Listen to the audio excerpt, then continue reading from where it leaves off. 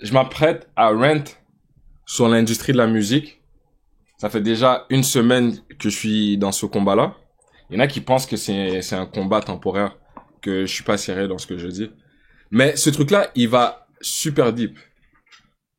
Je sais pas par quoi commencer et par quel secret vous révéler, ou ce que les gens mainstream ne savent pas. Est-ce que, dites-moi, est-ce qu'on reflète sur l'industrie de la musique et son passé, ou on met en perspective ce qui s'apprête à venir pour les prochaines années à venir? Vous voulez quoi? Vous voulez parler du passé un peu ou parler du futur? Dites-moi tout. Et puis c'est là que je vais commencer à spaz out. Je me prends pour Gold Roger. Même pas. C'est juste que, les gars, quand je vous dis que j'arrive à avoir des conversations avec Kukra, j'ai déjà Enima qui a validé ma chaîne, je sais que les gens regardent. Je me fais press en studio par Lost. Peu importe ce que t'as à dire, s'il y a des gens qui voient ça juste comme des vidéos réactions, c'est une forme de promotion. La musique, elle traverse ma chaîne, donc je vois tout ce qui se passe devant moi. Et franchement, pas que je suis le mieux placé, mais j'en connais assez pour vous révéler des trucs. Tu vois ce que je veux dire? So, je vais vous expliquer un truc avec les rappeurs, peut-être pas les musiciens. Ça dépend de quel type de musique que tu fais. Mais, il y a un truc malsain que je comprends pourquoi dans des religions, c'est mal vu la musique un peu. La musique, c'est une question aussi d'énergie. Il y a quelque chose de sinistre et sombre dans la musique que vous prenez pas le temps de comprendre et de calculer. Tu peux paraître pour un théoricien du complot si tu essaies de dire la vérité puis essaies de faire comprendre aux gens ce qui se passe. Vous vous souvenez, il y avait le passage de Roi Enoch. Vous vous souvenez le passage de Roi Enoch quand il était à Haïf Inzerb? Vous vous souvenez à quel point c'était sombre? C'était un looping bizarre de la prod. Et à chaque fois que Pandrez faisait la prod, il disait non, c'est trop high. Descends encore plus. Va plus sinistre, va plus sombre. Même Kanye l'a dit. Moon! Excellent ce que tu viens de dire. J'adore ce qu'il vient de dire. Si vous le saviez pas, dans la musique, il y a des fréquences qui sont attribuées à différents moods qui viennent chercher l'être humain. Quand c'est sombre, sinistre, les 808, c'est quelque chose de violent, perturbateur, sexuel un peu, que ça vient chercher à l'intérieur de toi. C'est pour ça que des fois, quand t'écoutes la musique, t'as envie de pleurer. Quand t'écoutes certains types de musique, tu sais pas pourquoi, mais t'es jovial, t'es heureux. Mais il y a aussi un type de musique qui est associé à la violence, à tout ce qui est sombre aussi. Et regardez, c'est ce type de musique qu'on considère mainstream et qu'on promote à fond. Si t'entends les lyrics, ce qu'ils disent, puis il y a un système dans le rap où est-ce que tu dois dire la vérité, mais faut pas prendre tes lyrics à cœur. Ça veut dire, le gars, il va te dire qu'il a tué un mec sur le son, mais, tu vois, la police peut pas utiliser le son pour incriminer l'artiste. Donc, si tu fais les liens et que la musique qui est mise en avant, c'est la musique où est-ce qu'on te dit, ah, j'aime ça prendre la drogue, ah, j'aime ça baiser des meufs, ah, j'aime ça tuer des gens, ah, j'aime ça, si, j'aime ça, ça. Tu regardes d'une autre perspective, t'es comme, mais non, c'est pas normal. Future, je sais pas si vous le savez, Future dans toutes ses lyrics, il parle de drogue, right? Le gars, il a dit dans une interview, oui, je parle de drogue, mais dites-vous que j'ai jamais touché à ça. So, hold on, oui. T'es là, tu fais la promotion à des jeunes, de la drogue, la ligne, tout ça, machin, mais t'as jamais pris une goutte?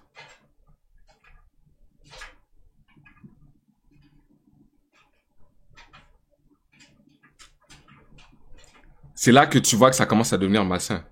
Puis dans le rap, je vais pas vous mentir, si tu commences à faire des liens, tu commences à faire les mathématiques, les chiffres ne suivent pas l'argent. Bro, je vous dis tout de suite, il y a pas d'argent dans le rap. Les gars, Les plateformes streaming payent pas.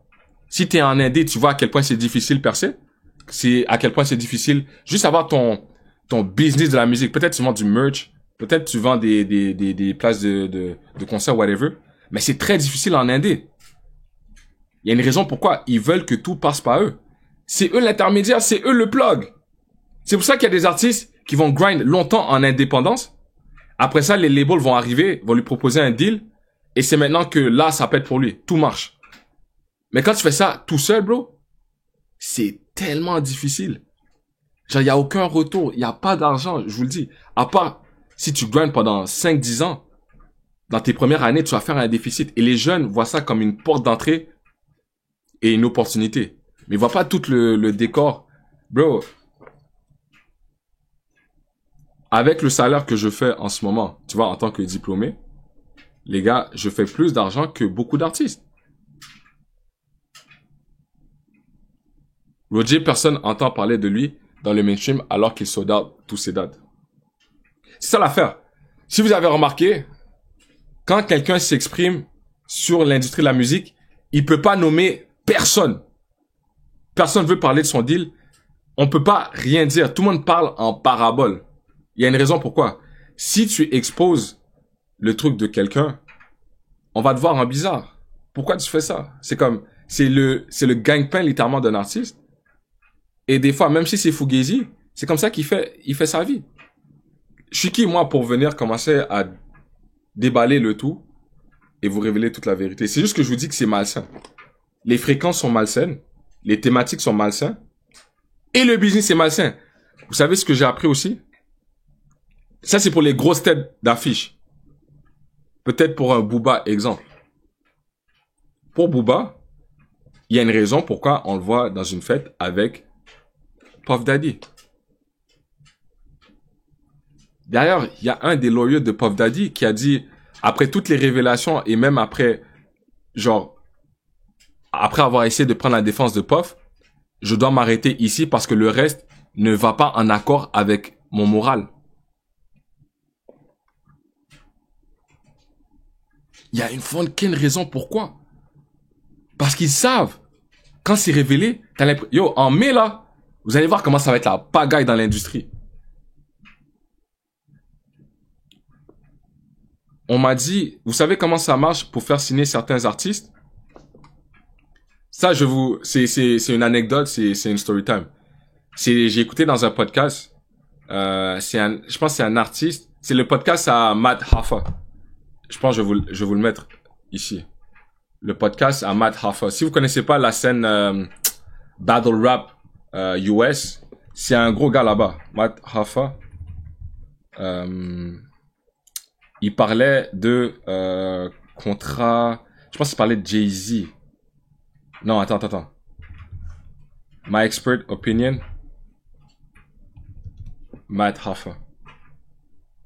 Écoutez ça. Vous allez voir à quel point c'est sombre. Si tu te fais menacer même pour remettre les lyrics pour ceux qui comprennent pas, puis je vais vous traduire. Ah, ils ont la traduction déjà.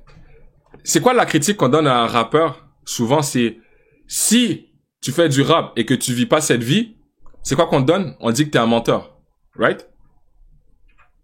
Tu peux pas comparer ça à les films hollywoodiens où est-ce qu'on dit, par exemple, John Wick. Même si c'est un personnage. Il y a personne qui va arriver devant l'acteur même et dire, yo, je pensais que t'étais vraiment John Wick. Non, c'est juste un film. Right? Mais quand t'es rappeur, si ce que tu dis n'est pas vrai, on va commencer à te dénigrer. On va dire, ah, lui, il rappe même pas ce qu'il vit pour de vrai. Lui, c'est un menteur.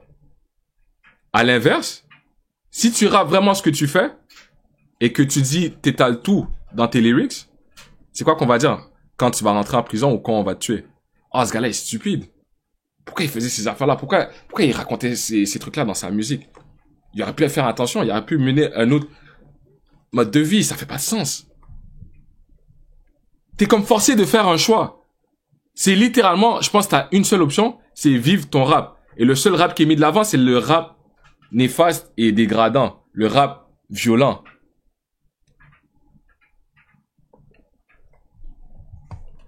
So les gars, il va l'expliquer. Après ça, on va partir un peu plus dans le détail. Vous voyez les histoires de Diddy, quand tu signes sous Diddy, c'est quoi qu'il te propose à chaque fois?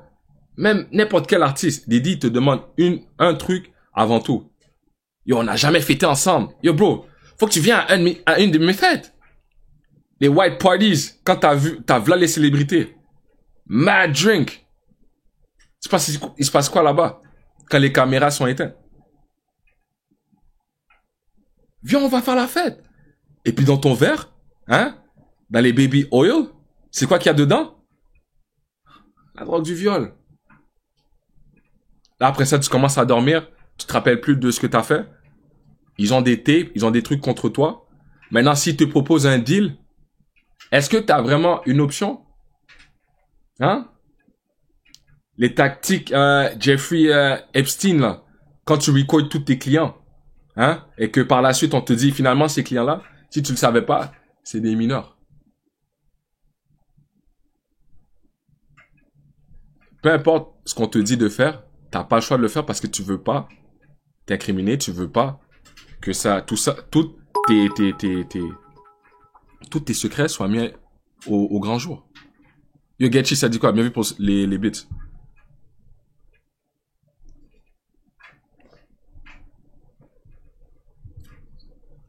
Avec des paix faciles toutes les 15 secondes. Yo, le point c'est sombre.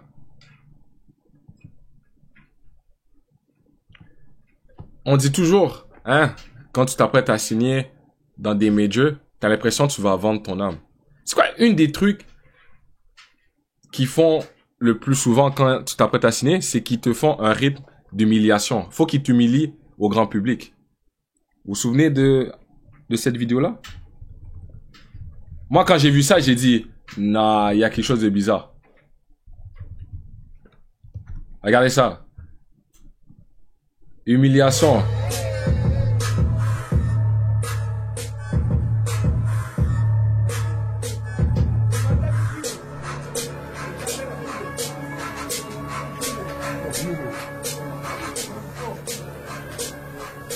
Ça, c'est l'équivalence là quand on te faisait, en tant qu'esclave, marcher, hein. Celui-là, il est bien bâti. Regarde, tu veux le faire soulever un morceau de bois?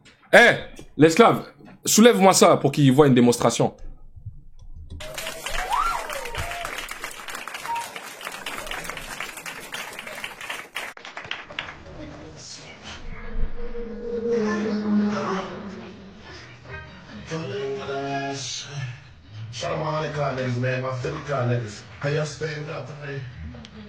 Et je sais pas si vous vous souvenez, hein, dans les lyrics de Bobby Shmurda, ce qu'il disait, c'était violent à fond. Il parlait qu'il avait tué un gars, le gars il avait un hot gun, this. Oh, come on, bro. Vous pensez, yo, quel investissement tu penses qu'un label va faire sur une personne dont tu connais l'historique?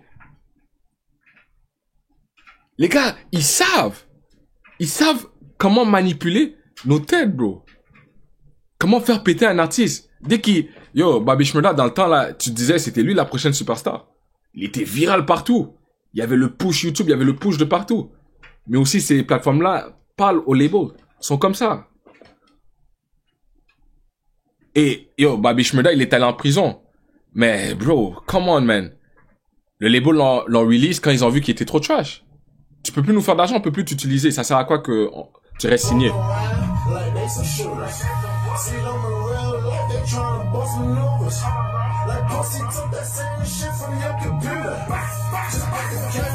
Bro, come on, man. Yo, vous trouvez pas ça gênant comme moi? C'est quoi ça?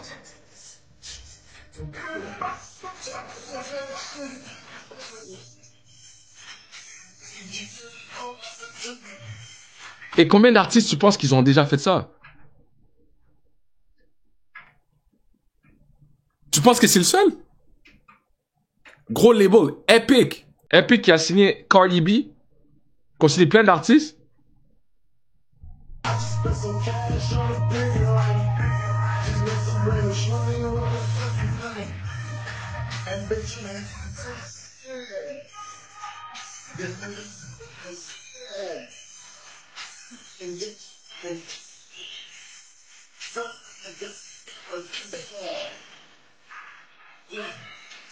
Come on, man.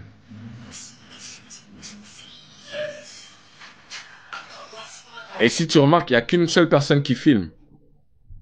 Il n'y a qu'une seule personne qui filme. Yo, je vous dis, ce truc-là, c'est vrai ce qu'on dit sur l'industrie, bro.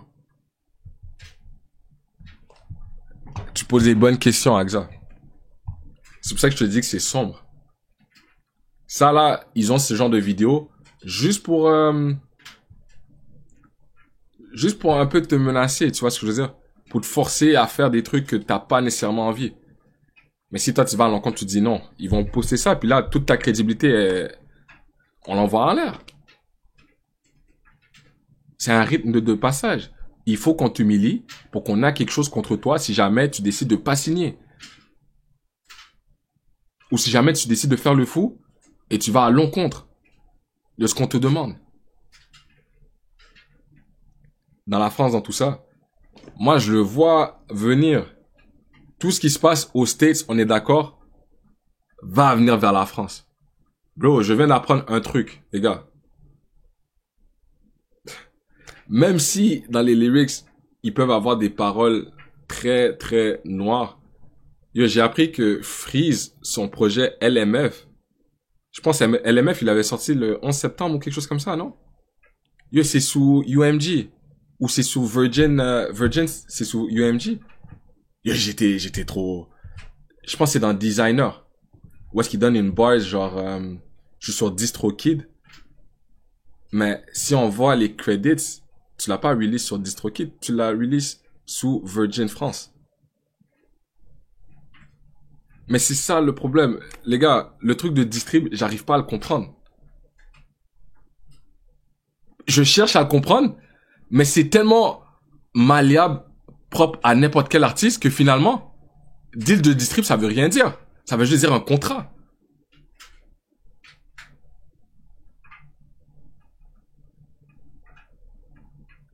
Les gars, comment on peut savoir qu'un deal de distrib est le même pour tout le monde si après ça on te dit tout le monde est susceptible de le faire modifier à sa façon? Yo, yo, comment on est-ce que je suis un crétin? Est-ce que pour vous ça fait du sens? Moi j'essaie de comprendre.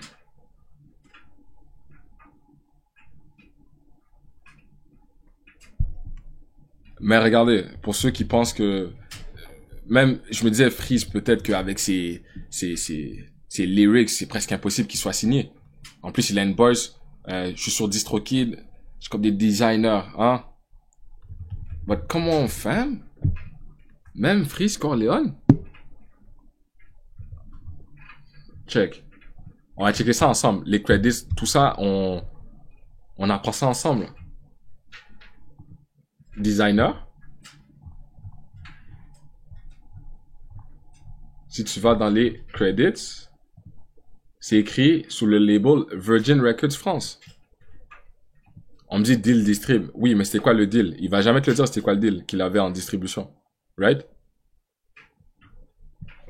Aucun mot à dire, mais c'est eux qui vont profiter. Et je pense que c'est eux aussi qui ont les masters. C'est eux qui ont la musique.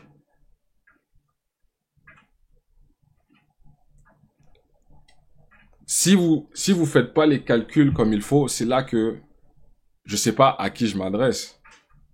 Parce que moi, dans ma tête, j'essaie de faire un lien puis ça fait pas de sens.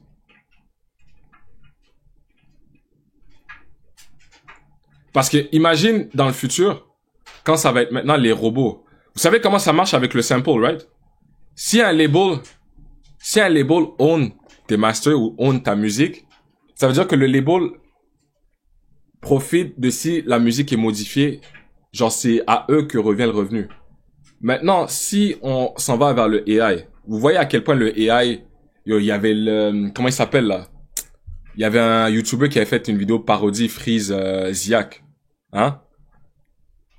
T'aurais pu dire que littéralement Freeze et Ziak sont montés sur le son pour lui donner. Alors que tout ça c'est fait avec l'intelligence artificielle. Imagine un futur où est-ce que les labels font des rééditions des anciens projets et que ils vont sampler les sons qu'ils ont déjà. bro, l'artiste va toucher zéro, bro. L'artiste a touché déjà sur le premier deal qu'il a fait avec un major. Mais par la suite, quand les majors ont de la musique et décident d'en faire ce qu'ils veulent, décident d'aller faire sampler, d'aller faire jouer ça avec un AI, bro, il y a plus rien qui rentre dans les poches de l'artiste. Tout va être trop beau, bro. C'est littéralement vers ça qu'on s'en va. Mais il y a des artistes qui me parlent encore de Distrib, finalement c'est peut-être pas être signé, mais c'est modifiable à chaque artiste. Ça fait pas de sens dans ma tête, bro.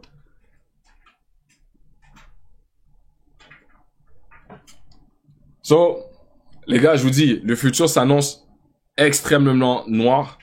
Si tu veux être dans un profit, faut que tu cut the middleman, faut que tu vas direct à la source.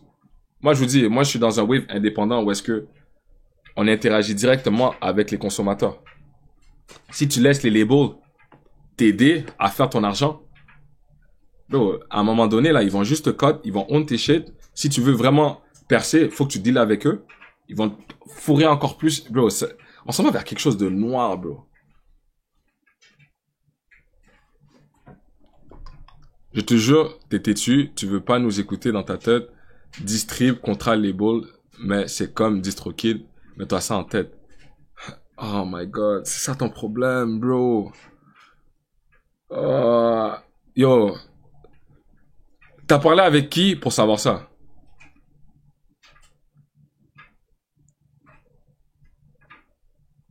Check, Bemstar, c'est ça que je te dis. Si t'es vraiment indépendant et que tu portes le titre indépendant, tu fais tout toi-même. Si t'as une assistance, t'es pas indépendant. Tu ne peux pas. Ce serait comme une meuf qui te dit, je suis vierge, mais j'ai juste sucé des bites. Techniquement, ok, elle te dit, je suis vierge, mais j'ai juste pris anal. I mean, I guess, t'es vierge. Mais c'est pas parce que t'as pris anal ou que t'as sucé que forcément t'es vraiment vierge, hein, en passant.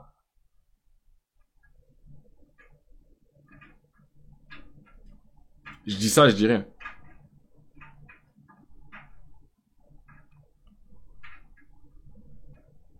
Yo, enlevez ça de votre tête. Si vous pensez que une industrie qui roule à travers les labels deal directement avec les plateformes, si t'es indépendant, tu vas faire zéro cash.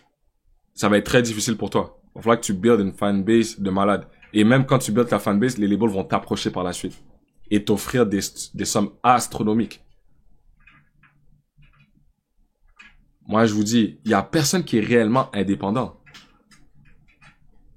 C'est impossible. À part, si t'es indépendant, tu fais pas ta musique, tu fais pas ton argent dans la musique et que tu fais ton argent avec ton merch exclusivement, peut-être que oui. Jul, pourquoi je pourrais lui donner qu'il est peut-être indépendant? Jul, avec ces trucs-là qui passaient sur FIFA, avec les gros, peut-être, je sais pas s'il vend des t-shirts, des motos, des scooters, peu importe. Bro, ça se peut que son main gagne-pain, c'est même pas la musique. C'est tout ce qu'il a rapporté grâce à sa notoriété.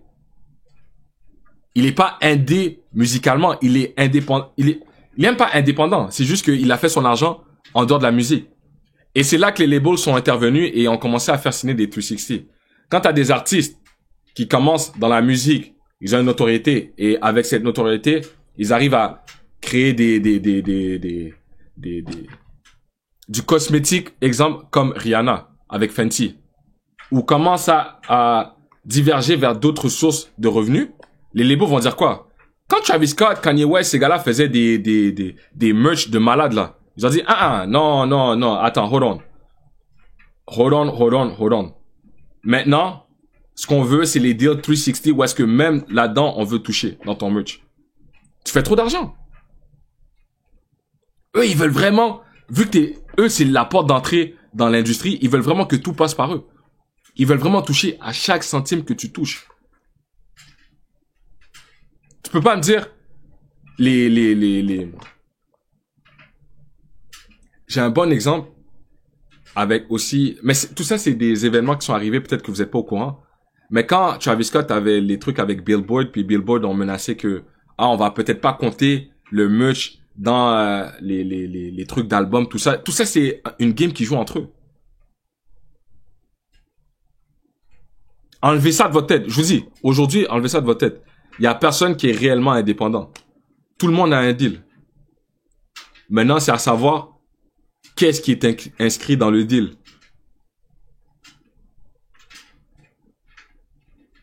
Le seul truc indépendant qu'ils ont serait peut-être de faire la musique qu'ils veulent.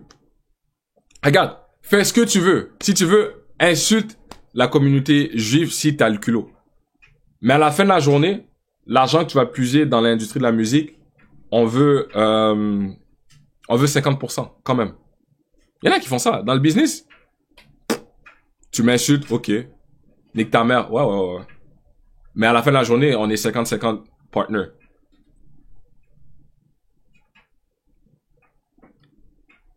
C'est quoi tu dis? Je viens de comprendre le problème. Ensuite, toi, tu parles des indépendants financiers. Et ça existe pas dans le rap. Personne n'a ça. Mais nous, on te parle d'indépendance artistique. Ah! Regarde! Sing like elephant. Maintenant, je pense que ça va en arriver d'autres. Je pense que c'est ça qu'on s'est mélangé. C'est là-dedans qu'on a peut-être pas, on s'est pas trop compris. C'est que vous pensez trop à indépendance artistiquement. Il y en a qui sont pas indépendants artistiquement. C'est le label qui va littéralement créer leur personnage. Ce qu'on appelle des industry blend. Mais si t'es indépendant artistiquement, tu fais la musique que tu veux. Financièrement, à gauche, à droite, devant, derrière, les labels vont quand même te finesse quelque part. Y a pas d'argent dans le rap, bro. Dites-moi, dans quel commerce où est-ce qu'un retour est à 0,003 sous, même avec un salaire minimum, tu fais plus, c'est profitable. Les gars, réfléchissez, man. 0,003 sous pour les plateformes streaming. Et tu penses qu'il y a des artistes qui sont riches, qui vivent bien? Vous êtes sérieux, là? Genre, vous êtes sérieux, là? Ça force chaque artiste qui essaie de s'en sortir à attendre son deal pour le signer. Si tu sais que tu vas pas faire d'argent en solo et que tu risques de faire plus un déficit qu'autre chose, à la minute qu'un label vient, il t'aide, littéralement, t'es en train de deal directement avec un intermédiaire. C'est eux qui vont pouvoir t'aider avec les plateformes streaming. C'est là que, là, ça commence à jouer la petite game. Là, peut-être qu'ils t'invitent à des fêtes. Ah, tu veux signer? Viens à notre get together, on fait un petit cocktail, un petit brunch. Ouais. Tu vas dans le brunch, hein, tu t'assois tranquillement. T'as des têtes d'industrie que tu vois un peu partout. Ah, lui, il travaille pour Virgin. Ah, lui, il travaille pour UMG. Lui, il travaille pour Warner. Lui, c'est Sony. Lui, c'est Apple Music. Ah, lui, c'est pas le mec de Spotify. Après ça, toi, tu bois ton cocktail, tu penses que tu fais partie de ce même regroupement. Ouh, tu commences à voir flou. Ouf. Hein, ça vidéotape, hein. Après ça, tu te réveilles, tu te demandes t'es où. Damn. Ok, je rentre chez nous, I guess. J'ai passé une super belle soirée. On te contacte. Ouais, un tel. Tu viens au bureau. On va juste préparer les fichiers, les documents PDF. Et tu signes et après ça, on est bon. T'arrives, tu te rends au building. Tu montes l'ascenseur, hein. T'as encore mal un peu aux fesses. Tu te demandes si t'as pas mangé quelque chose de peut-être pas bon. T'arrives, tu t'assois avec le label. Ah ouais, le fichier PDF. Attends, juste avant, on a un fichier MP4 à te montrer. Tu vois ce que je veux dire? Attends 2 secondes. Clique. Il te montre ce qui s'est passé la soirée d'avant. Là, tu penses qu'un artiste se dit pas, ouais, damn.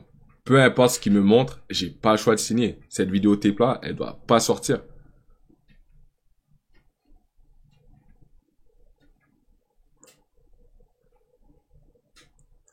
Faites les fucking liens. Moi, je trouve... Et puis, le main target qu'ils vont chercher, c'est tout le temps des jeunes qui s'apprêtent à monter. Tu vois ce que je veux dire? Le rap devient de plus en plus jeune. Et c'est un sport de jeunes aussi. Mais c'est tout le temps ces gens-là qu'on va viser, qu'on va essayer de signer d'abord. On s'en fout si t'es un vétéran et que t'as eu une longue carrière. Ah non, c'est un mauvais investissement. De toute façon, t'es là pour peut-être 1 an ou 2. Ah, flemme. On va signer le futur. Ce que la jeunesse va suivre, ce que la jeunesse va donner de la force, hein. C'est pour ça qu'on dit que c'est prédatorial, ce qu'ils font. Hein. On vise les jeunes. C'est eux qu'on peut baiser dans des deals de 20 ans, hein, 50 ans même, à perpétuité. Ça, c'est le petit terme qu'ils utilisent dans les contrats. À perpétuité. Ça, c'est même si tu meurs, ton nom là, il leur appartient. Jusqu'à temps qu'ils ont remboursé. Mais on rembourse quoi si c'est eux qui... Yo bro, oh my god bro. On rembourse quoi si c'est eux qui définissent les prices? Si c'est eux qui ont les deals avec les plateformes? Si eux, ils peuvent établir que, les plateformes, finalement, ça va être 0,003 sous pour chaque stream. Avec Spotify. Mais finalement, la valeur, tu le sais pas. C'est eux qui le définissent. Ils te donnent le moins d'informations possible. Essaye de demander à une plateforme tes statistiques. Essaye de demander la valeur d'un stream ou peu importe. L'information, ils vont la réduire. T'as pas toutes les informations, bro. Eux, ils ont une petite switch, là. Dès que tu signes, ils tournent la switch on. Oh, c'est des milliers de streams maintenant. Milliers. Après ça, lui, il apparaît à la télé. C'est une star. Bro. Mais tout ça, c'est manufacturé un peu. Tu le vois. Maintenant que je le comprends, je commence à le voir. Je commence à me dire, oh non, come on. C'est quoi ça? C'est pour ça que je dis c'est une mascarade. Et c'est pour ça aussi, si vous avez remarqué, hein, regardez dans les derniers textes de Fem2Go. Je sais qu'on l'a remarqué. Yo, est-ce qu'il faut aller fucking chercher les textes de Fem2Go? Fem2Go, je peux vous le dire. On peut le regarder. Ce gars-là, il est 100% indé. Prends le dernier projet, le dernier EP. 100% indé.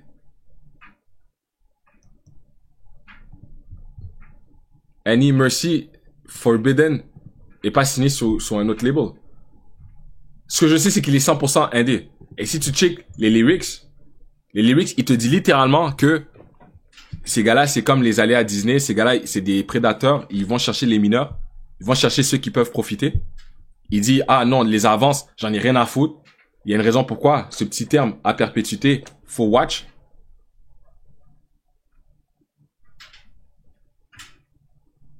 Si le label de distrib appartient à l'artiste ou à son frère. Bro, il y a même un nouveau scam qu'ils font, c'est qu'ils créent des labels indépendants sous des majors. Ça veut dire que maintenant, pour suivre la hiérarchie ou l'arbre, pour venir jusqu'aux 3 majors qui sont Sony, Warner et Universal, il y a des petits labels sous des labels qui sont signés dans d'autres labels qui sont signés. C'est pour ça que chaque artiste crée son propre label. Après ça, se fera acheter par un label. Puis après ça, eux, les artistes, faut qu'ils signent des gens. Le label de DC's, 9-2i Booba, tout le monde a un label. Tout le monde va essayer de prendre des artistes. C'est pour ça que Booba, il a même plus besoin de travail. Il a finesse pas mal d'artistes. C'est pour ça que Damso, il était fâché. C'est pour ça que Soman Shai s'est dissocié. Il y a une raison pourquoi tout le monde se dissocie. Si tout était réellement que bénéfice, ben alors, on parle de quoi?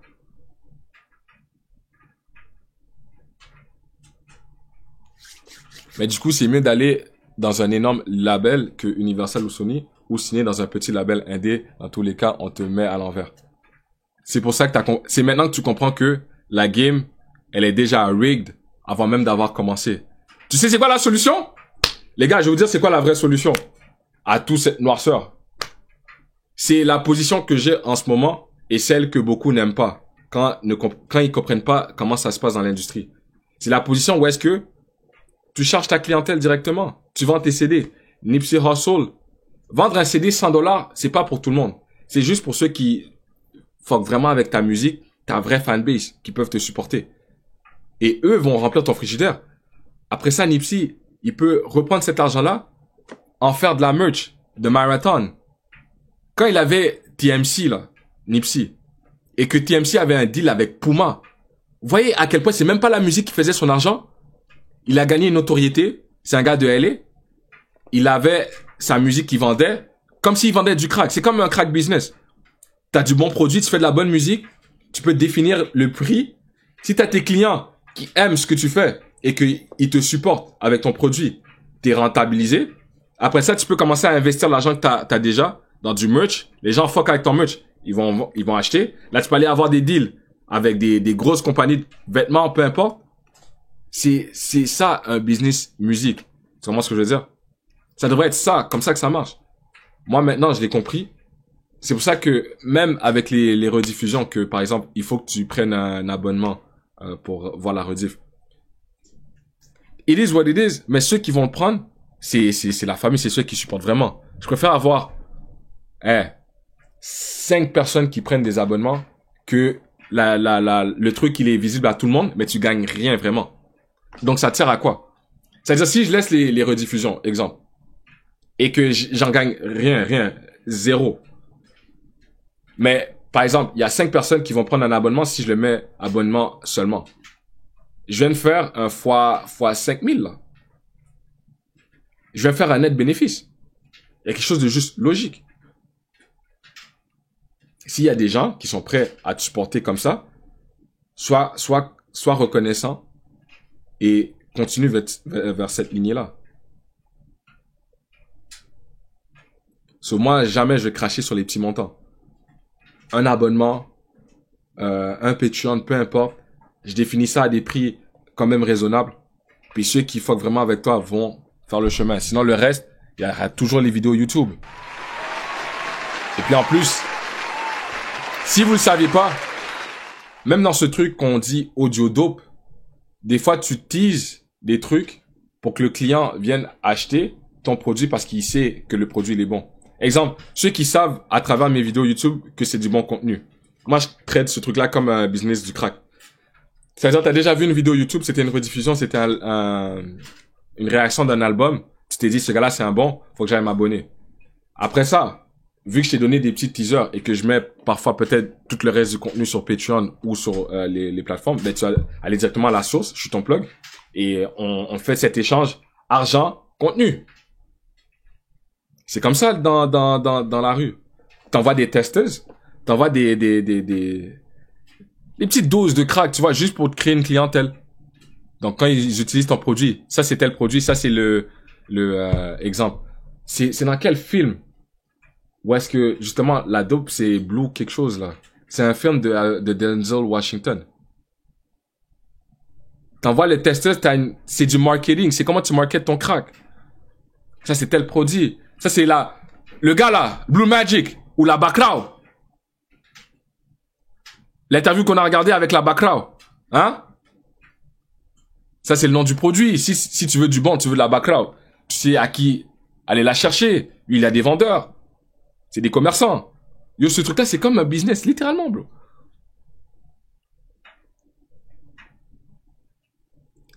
Gars de Montréal, faut que tu comprennes que ce truc-là, c'est it goes deep, bro. It goes deep. Mais ça, c'était mon petit rant. C'était mon petit rant. Le petit rant. Il y a beaucoup qui le savent, mais il y a très peu qui vont s'exprimer là-dessus. Et si tu t'exprimes là-dessus, faut que tu t'exprimes en parabole. Jamais tu vas venir... tu connais pas les deals de tout le monde. Tu veux pas fuck up tes relations avec tout le monde. Tu veux pas avoir des ennemis dans l'industrie. Tout le monde doit faire ami-ami, mais des fois, bro, it is what it is, man. So, message pour tous les artistes. C'est pour ça que je fuck avec Chance the Rapper récemment. C'est que sa musique est totalement indépendante. Même s'il a connu les labels, maintenant il fait ça en solo. Bibronon bien vu pour le subo. WSH le quota Airline m'avait manqué. Tu vois, nous on n'est pas dans le fake. Pas besoin d'aller en Turquie. Ma hairline c'est ma hairline, t'as compris? Hein? Même s'il y a un recul là, mon frère. Non, s'il y a un recul là, je vais en Turquie. Mais ici, vas-y, c'est gérable. Là-dessus, je pense que l'on n'a pas la même vision de la musique en tant que consommateur, ou pour moi, le plus important, c'est l'artistique, et que pour toi, c'est l'industrie dans sa globalité. Moi, c'est tout. 25-26. C'est tout. Tu peux pas faire un sans l'autre. Parce que dans les thématiques, ce qui va être push, ça va être violence, sexe, drogue, ce qui est mainstream. ce qui n'est plus en accord avec mes valeurs. Et franchement, c'est ce qui est sous label, c'est ce que les labels push le plus. Moi, je vais plutôt opter pour positif, indépendant, c'est uplifting, c'est bon. C'est comme, yo, je te jure, le projet de Femme2Go, franc-tireur partisan, me procure des émotions que ça fait longtemps que j'ai pas senties. Et la plupart des artistes qui sont capables de me faire sentir quelque chose, c'est des artistes en indé. C'est pas vrai. Parce que la dernière track de As Jeune Crack aussi, j'ai tourné en boucle. Et peut-être il a un deal avec, je pense, UMG. Ça veut peut-être rien dire, c'est vrai, t'as raison. Mais je préfère mener ce combat-là que être dans le milieu, tu vois. Il n'y a pas de 50-50. Moi, je suis ferme. Indé. Dis pas, dès que tu mentionnes distrib, disqualifié pour moi. Ro, maintenant, tu travailles pour ton entreprise ou pour toi? T'as un patron pour ton salaire? Ouais. Je travaille pour une municipalité. J'ai un salaire. Très bon salaire. Hein? C'est quelque chose que j'ai voulu. Je suis allé chercher un diplôme pour ça. J'ai fait les sacrifices nécessaires pour l'obtenir, mon diplôme. Le diplôme pour la maman. C'est public. Mais je vous ai déjà dit les chiffres. Quand je vous ai dit 80 000 par année, 80 000 Canadiens par année, c'est un bon salaire. Ça, c'est quand on combine l'argent des streams, contenu, avec l'argent que je fais en dehors avec le travail. Tu combines les deux. Un très bon salaire. Et c'est dans des trucs que je suis passionné dedans. So, ouais. Moi, j'encourage tout le monde à aller chercher le diplôme. Continuer à travailler sur leur diplôme. Aller chercher des trucs qui sont passionnants aussi. Puis, c'est ça, hein. C'est ça, bro. Moi, je suis pas un menteur. Je vis pas du contenu. Je préfère avoir une job aussi parce que c'est plus. Yo, t'as pas à deal avec plein de trucs en même temps. Entrepreneur, c'est pas facile. Travailler pour soi-même, c'est vraiment pas facile. Faut avoir un mental d'acier. Et je suis pas prêt à investir tout ce temps-là. Moi, je me dis juste, j'ai un salaire safe. J'ai un salaire un peu plus, tu vois, avec mon hobby, ma passion. Et puis, juste avec ça, moi, je suis bien, hein. Moi, je cherche pas à aller chercher des 100 000 par année, 400 000 par année pour aller faire quoi avec l'argent, aller commencer à flex. Rien à foutre, frère. Dès que je peux vivre, moi, dès que j'ai ma petite maison, j'ai ma petite famille, hein, j'ai mon petit business, j'ai mon petit hobby, pas besoin de gourmandise. Plus tu mûris, plus tu commences à voir la vie sous un autre angle. Même en termes de spiritualité, je vais pas vous mentir, je fais attention à ce que j'écoute, à ce que je regarde. Mon âme, il est important. Donc toutes mes histoires de pornographie là, on va arrêter un peu, hein. Pas trop, mais un peu. Un peu, mais pas trop. Dans le fond, on va falloir arrêter éventuellement, mais pas assez tôt pour dire que j'ai arrêté. Assez pour réduire ma consommation et me sentir mieux. Mais aussi satisfaire certaines... Ah, t'as compris. On est tout un peu... On a des contradictions, ok? On a tous des contradictions.